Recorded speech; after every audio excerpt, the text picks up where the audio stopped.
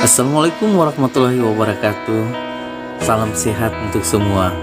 Selamat datang di channel saya, Leven Ligo Channel. Selamat menonton videonya. Dan saya ucapkan terima kasih atas subscribe, like, komen, serta notifikasi tombol loncengnya. Terima kasih.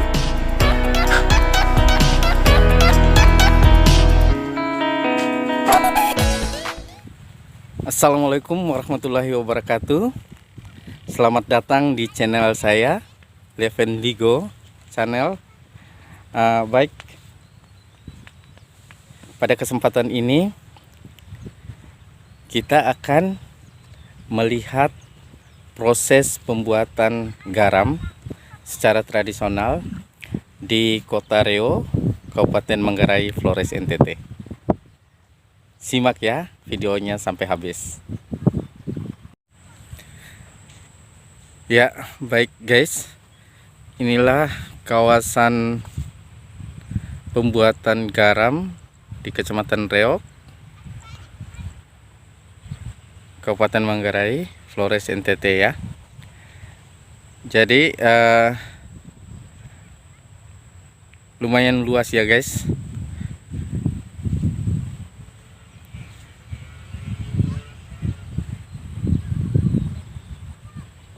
Ya, bisa teman-teman lihat. Jadi di sini merupakan sawah garam, yaitu pembuatan garam secara tradisional. Jadi garam yang dihasilkan ini adalah terjadi dari proses penguapan air laut memanfaatkan sinar matahari. Jadi ini guys, petak-petaknya ini adalah petak penampung. Jadi nanti kita akan melihat proses pembuatan garam dari awal sampai akhir hasil panen ya guys. Jadi di situ teman-teman bisa melihat bagaimana prosesnya dari membuat petaknya sampai mendapatkan hasilnya, yaitu garam. Tapi kayaknya sepi teman-teman. Petaninya mungkin belum datang atau ada yang sudah pulang. Moga-moga di sebelah sana kita bisa melihat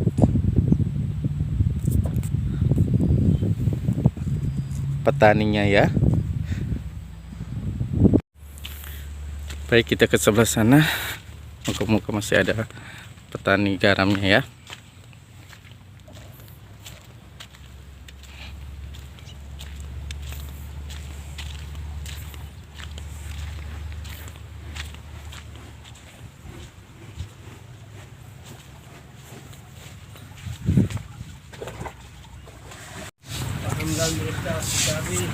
Ya.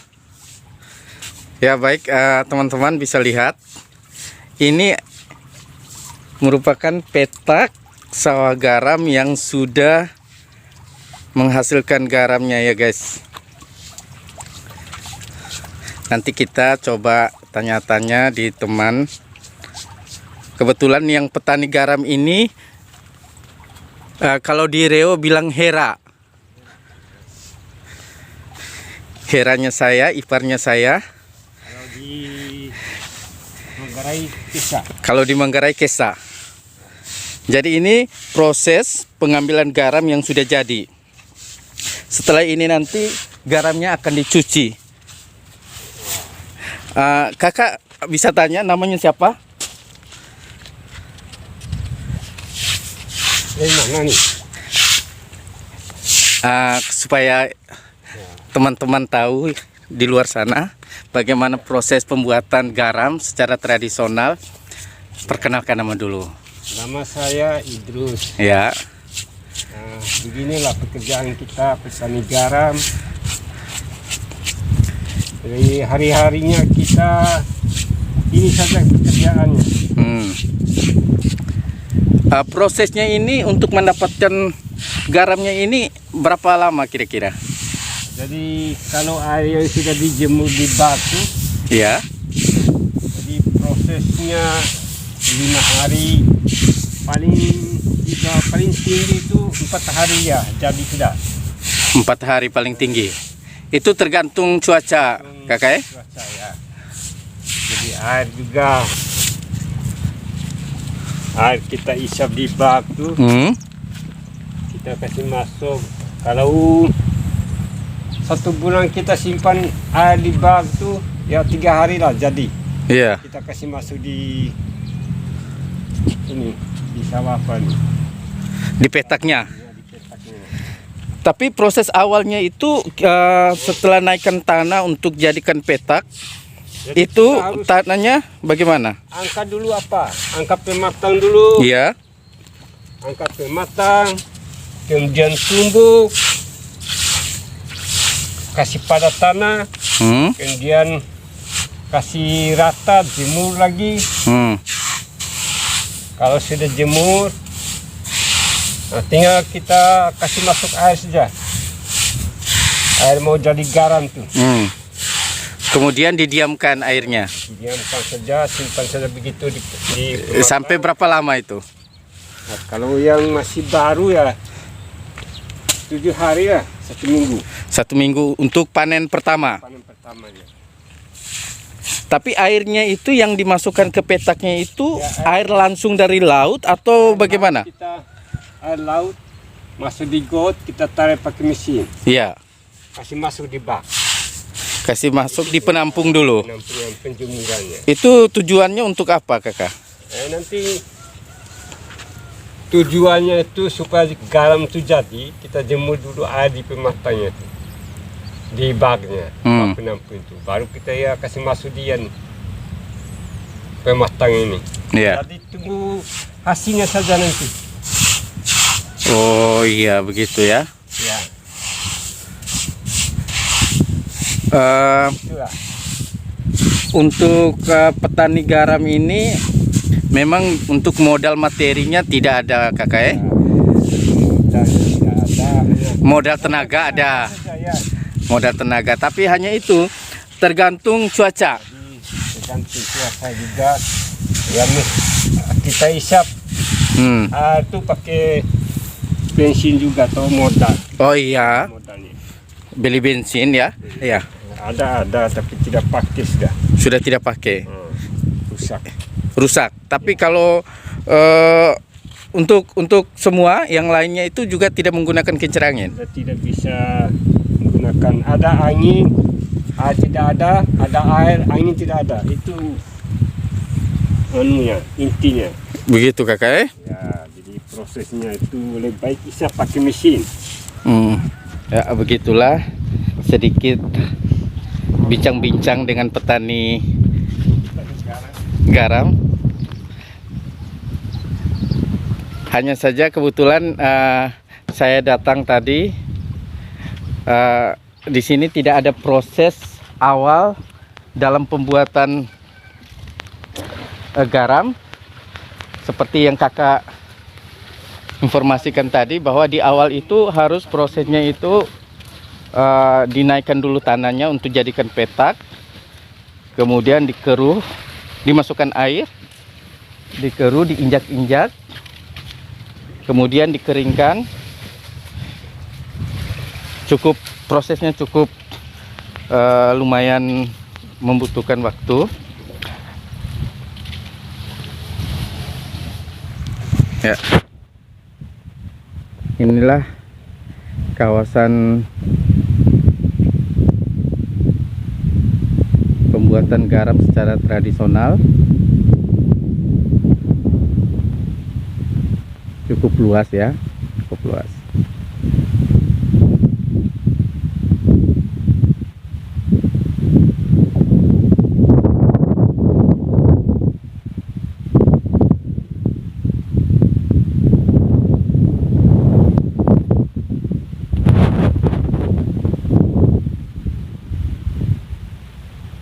Memang dalam proses pembuatan garam ini harus didukung oleh cuaca, karena petani garam bisa membuat membuat garam itu di musim kemarau, karena dia memanfaatkan sinar matahari. Jadi ini ya teman-teman, garam yang sudah dihasilkan. Garamnya tidak terlalu putih,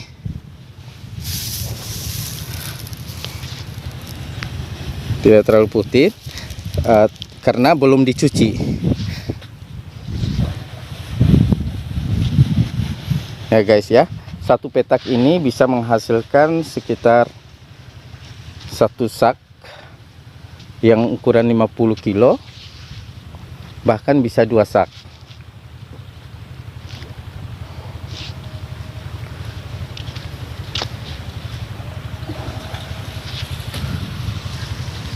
Ya, jadi kakak Idrus tadi dia panen hari ini 2.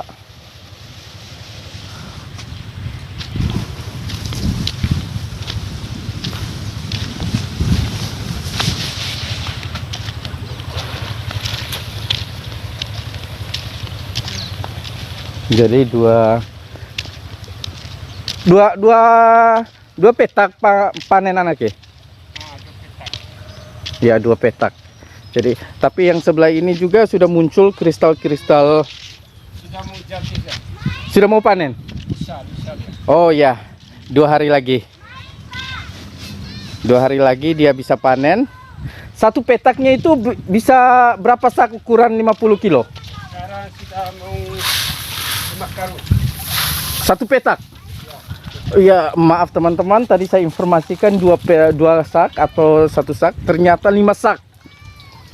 Ya, 5 sak. Kira-kira untuk mendapatkan 5 sak itu dipengaruhi oleh air yang Ya, tergantung air yang dimasukkan itu ya? Kita air yang kasih masuk. Kalau istilahnya reos ini 2-3 mbi, 4 mbi itu. Ya. Panjang aku jari ini 5 karung ya. Bisa 6 karung. Bisa 6 karung. Ya. Bisa 6 karung. Berarti kalau kita masukkan airnya lebih banyak lagi, tidak juga harus maksudnya kalau airnya banyak, tambah banyak garam juga. tapi waktunya cukup lama. Waktunya lama. Ya.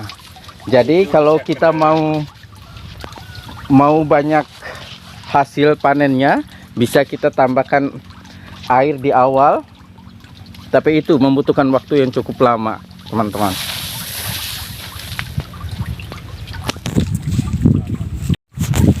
Ya, ini merupakan kolam tempat pencucian garam.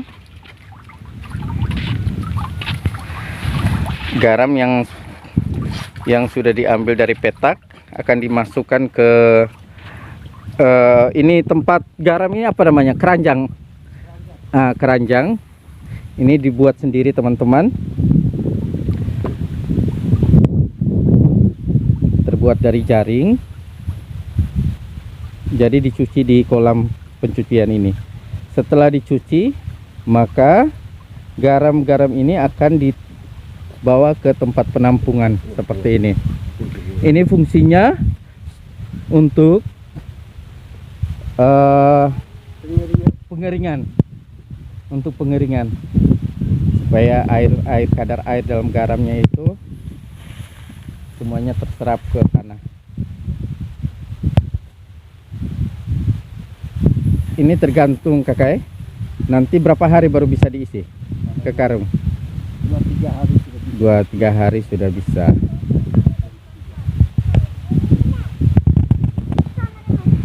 Nah, jadi teman-teman, saya masih di kawasan sawah garam. Jadi kita ke arah sana ya. Itu ada contoh kincir angin. Jadi dulu di sini para petani garam memasukkan memasukkan air ke petak penampungan itu menggunakan kincir angin sebelum menggunakan Tapi karena kincir anginnya semua pada rusak, jadi sekarang tidak lagi digunakan, teman-teman. Jadi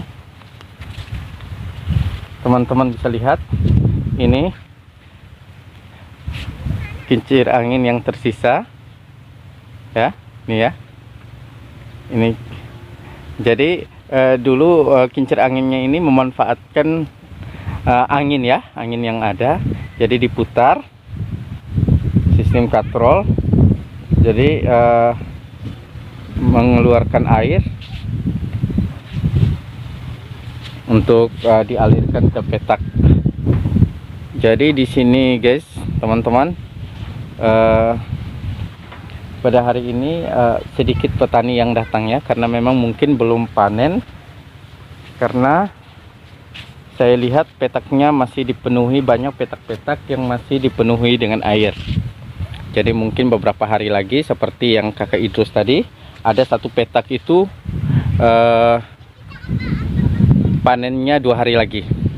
Tapi ini hari kakak Idrusnya panennya 2 petak guys. Berarti ada 10 karung yang ukuran 50 kg. Nah, coba teman-teman lihat, ini ada satu petak yang sudah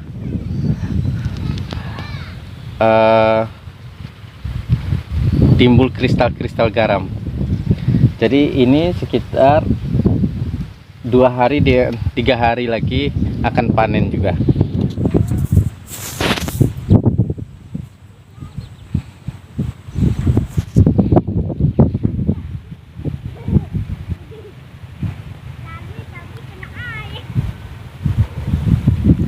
Ya, jadi kakak Idrusnya masih proses mengeluarkan garam dari petaknya.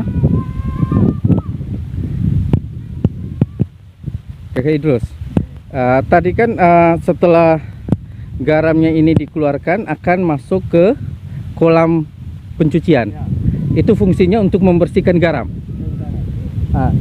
Begini, kalau kira-kira ada alternatif lain supaya garamnya itu tidak kotor saat di petak sini. Nah, di petak sebelum sudah masuk air 1-2 hari, Ya. kita lagi garuk dulu tanahnya tuh. Garuk lagi, kasih ditinggi macam ini. Ya. Nah, kalau sudah ditinggi dia tinggal tunggu hasilnya saja. Jadi garam itu kalau kita garuk airnya kira airnya 1 mili. Ya. Garam itu apa? Isi dia garuknya, garuknya. Jadi kalau ini kan ya tidak garuk kasih buat tanah tuh. Ya. Kalau waktu tidak ada, saya garuk langsung jadi ini hasilnya. Kalau itu Agak kotor, agak hitam ya, agak hitam. Tapi setelah dicucikan dia bersih. Sudah dicuci ya, bersih ya. Tapi kalau kita petak sawahnya ini dialasi dengan tarpal bagaimana? Di alas ini yang terpal, jadi ada di terpal. Ah. Kalau terpal biasa, bisa dia. Bisa, tapi hasilnya tidak bisa di. Hasilnya tidak memuaskan. Jadi lain halnya kita plastik itu ya. Ya.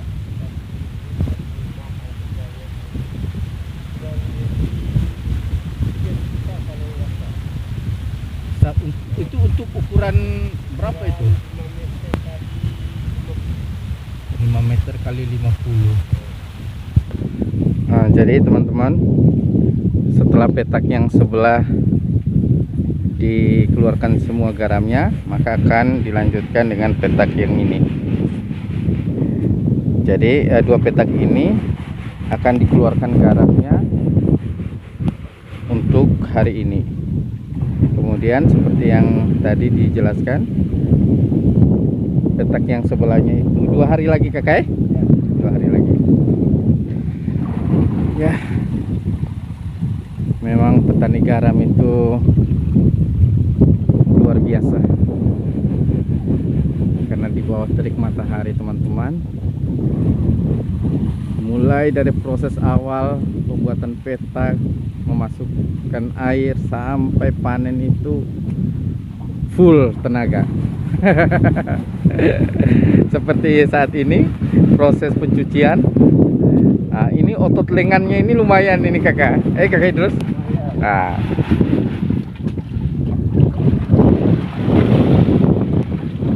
Nono sto ini. Oke, berapa harga minuman dingin. Nah. Jadi ini setelah dicuci garamnya.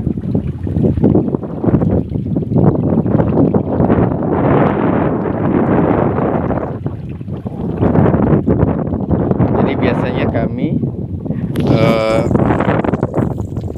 waktu masih kecil itu sering kesini ya, main-main lumpur.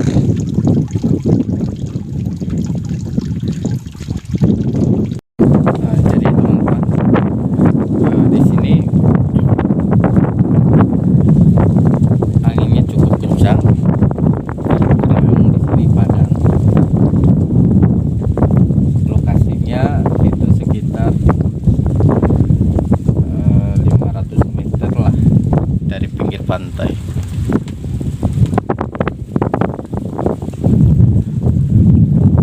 Jadi cukup sejuk karena anginnya meniupnya cukup deras.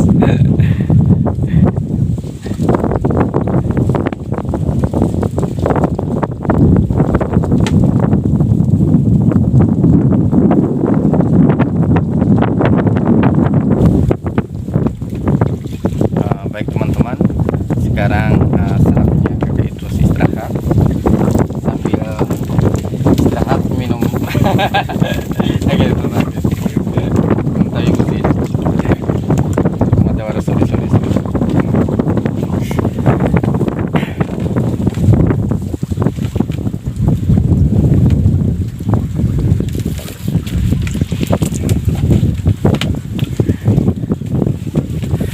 Ya, cukup melelahkan.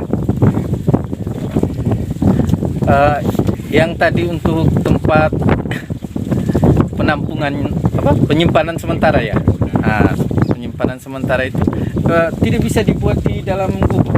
Bisa di dalam itu bisa ada, kalau sudah penuh di dalam kita bisa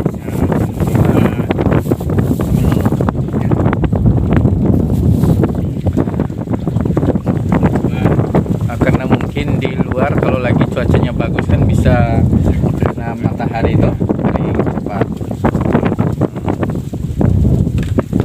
Untuk sekarang itu harga per karungnya berapa? Jadi per karung sekarang ini 50. Tidak menentu juga, ada 60, ada 55. Oh, itu kalau dibeli di tempat sini Ya, paling di bawah 50. 50. Itu bisa hasil bukan hasil. Harga maksimalnya itu pernah itu satu karungnya tuh berapa? Dulu kita pernah harganya 125 Satu karung. ya. Jadi turun 5. Jadi sekarang ini baru-baru ini 70 tuh. Saat pertama keluarnya itu 70. 70. Ya, jadi kalau sudah agak banyak yang panen turun 60. Iya. Karena garamnya sudah pada banyak semua toh. Tapi waktu kerja pertama itu lumayan harganya. Lumayan 70 itu 75. Pernah harga di bawah 50? Belum pernah sekarang. Belum pernah. Tapi dulu pernah. Itu tidak. Oh iya. Paling di bawah Sekali di bawah sekali itu 50 saja. 50. Yang dulu. Nah sekarang ini tidak tahu itu ini pasaran sekarang ini ya. Semua di sini 50 ribu.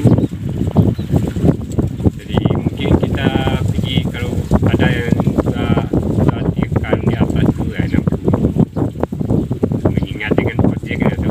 Iya. Biasanya itu pembelinya itu dari mana itu? Jadi kalau partai-partai besar yang datang beli itu Benteng Jawa, Teng, kemudian kadang ke atas ini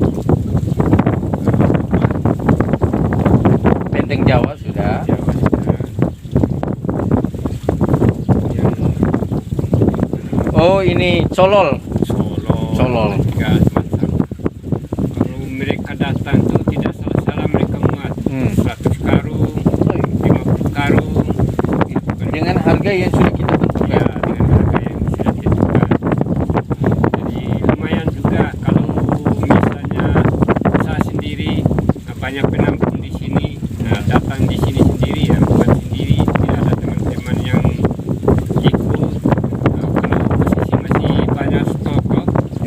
Kalau stok kurang ambil 100 karung ya, panggil teman-teman untuk sisip supaya muatan itu 100 karung.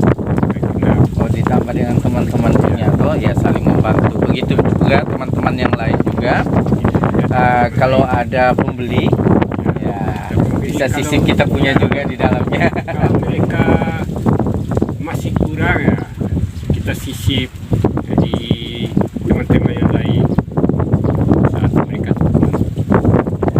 Panen kita agak banyak, insya Allah. Agak kering lama saja. Ya. Kering. Kira sampai bulan 1 kalau dia ini. Ya ini tahunnya. Ya karena memang kita sekarang lagi musim kemarau, panas. Kalau untuk petani sawah garam ini bersyukur kalau saat musim kemarau, karena membantu sekali dalam proses pembuatan garam. Untuk diketahui, untuk di wilayah Kecamatan Reog itu proses pembuatan garamnya itu masih secara tradisional, yaitu dari proses penguapan air laut yang memanfaatkan sinar matahari. Jadi kalau musim hujan tidak bisa, kecuali prosesnya itu dengan cara memasak. Itu pun membutuhkan kayu ya. Kayu itu harus beli lagi. Tapi hasilnya tidak memuaskan. Ya, tidak memuaskan dia. Tidak maksimal hasilnya. Dan di sini di Kecamatan Reog tidak pernah itu memasak air laut ya. Pernah juga waktu tahun 2000 proses memasak air laut untuk garam. Tapi tidak berhasil. Tidak berhasil. Tidak berhasil ya. Ya, jadi mungkin nanti untuk video selanjutnya kita mereview bagaimana cara proses dari penanaman awal bibit bawang merah sampai hasil panen.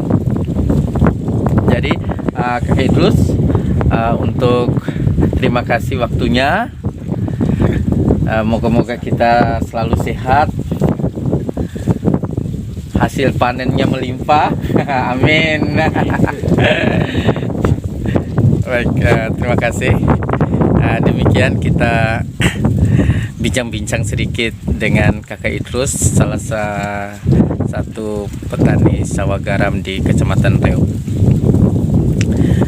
Terima kasih atas waktu dan kesempatan teman-teman untuk menyaksikan video ini.